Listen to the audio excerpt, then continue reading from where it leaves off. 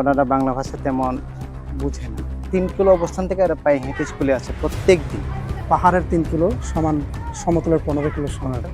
রোদের যে তীব্রতা এটা সরাসরি এসে স্কুলের মধ্যে পড়ে। হ্যালো গাইস, আপনাকে একটা নতুন ভিডিওতে স্বাগতম। আমি বর্তমানে আছি আলীকদম থানচি যে মেইন সড়ক এর 15 কিলো নামক একটা স্থানে। সো আমার পেছন পাশে একটা আপনি পাহাড়ি স্কুল দেখতে পাচ্ছেন। এখানে কচিকাঁচা যারা আছে বিভিন্ন জাতিগোষ্ঠীর পোলাপান এখানে এসে পড়াশোনা করে এবং তাদের একই স্কুলে আসার যে পথ এই পথটা আসলে এতটা সহজ নয়। সো আমরা গিয়ে দেখবো ওইখানে কোন কোন শ্রেণী পর্যন্ত পাঠদান করা হয়।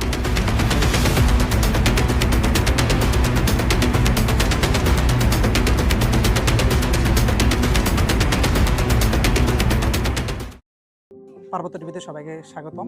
আমি আছি এখন আলীকদম থানচি সড়কের পাশে একটা বিদ্যালয়ে, যে বিদ্যালয়ের নাম লাংরিংপাড়া সরকারি প্রাথমিক বিদ্যালয়। আমার সাথে আছেন ওই বিদ্যালয়ের প্রধান শিক্ষক জোসেফ দেবরা। সো দাদা, এই স্কুলটা হচ্ছে আপনার কতজন স্টুডেন্ট দ্বারা পরিচালিত?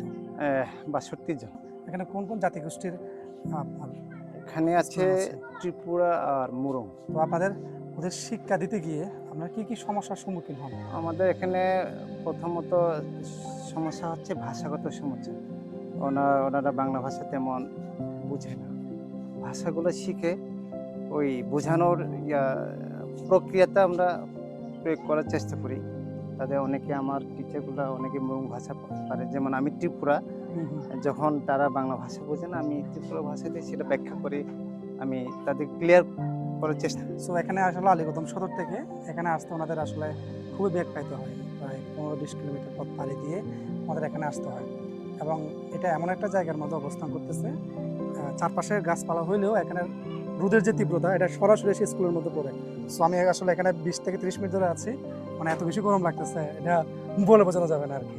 সো আসলে আমি যেটা মনে করি আর কি, স্কুলের শিক্ষার্থীদের জন্য যে বিদ্যুতের যে ব্যবস্থা, মানে বিদ্যুৎ বলতে সৌর বিদ্যুতের যে ব্যবস্থাটা অতি শীঘ্রই দরকার।